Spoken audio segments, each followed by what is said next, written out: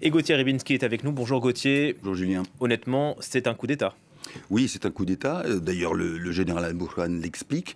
Il ne prononce pas le mot, il n'utilise pas le mot ou l'expression de coup d'État, mais il dit que la situation était telle qu'elle nécessitait une reprise en main.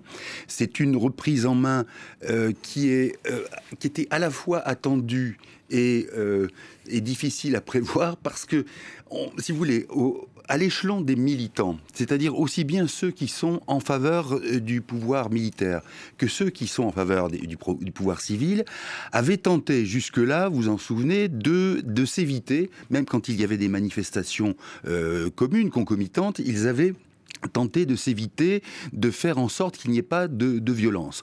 Or là, effectivement, le pouvoir d'Abdel Fattah al-Burhan donne un coup de poing sur la table. Et au fond, ce qu'il y a de surprenant, c'est que ce pouvoir militaire n'a en quelque sorte rien fait pour essayer d'éliminer quelques facteurs qui expliquent la crise. Notamment en termes d'approvisionnement de la population. Quand il y a eu le blocage de Port-Soudan qui est partiellement levé, eh bien l'armée n'est pas intervenue pour libérer non seulement les docks, mais aussi finalement l'arrivée de devises qui provient de l'exportation de pétrole.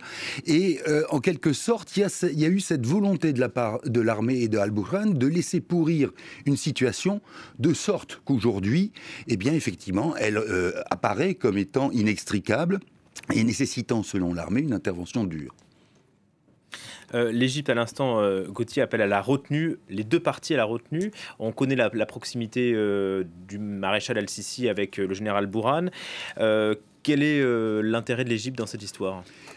L'intérêt de l'Égypte est le même que celui de l'Arabie Saoudite ou des Émirats Arabes Unis. Vous vous souvenez que le général Al-Sisi a pris le pouvoir en dépossédant au fond les frères musulmans qui avaient été élus, et notamment le président Mohamed Morsi, du pouvoir au Caire. Et au fond, ce qu'il y a toujours, et ce qui continue toujours de chatouiller ou démanger le Caire, c'est de savoir que dans ce pouvoir soudanais, il y a des formes de loyauté aux frères musulmans.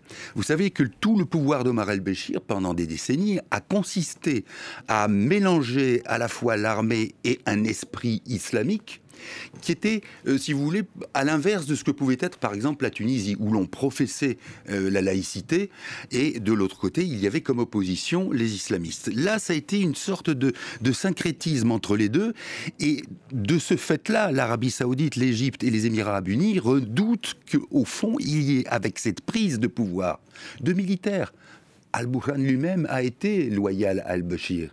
Il a même mené au Yémen un certain nombre d'opérations que le Soudan avait décidé de mener en accord avec les autres pays du Golfe. Donc il y a toujours ce problème de cette fidélité, de cette loyauté à l'ancien régime, avec cette composante islamique que l'Égypte ne veut pas voir ressurgir. Donc voilà l'une des explications. Alors quand vous dites qu'il préfère évidemment appeler les deux parties à la retenue, bon, ça fait partie du discours diplomatique.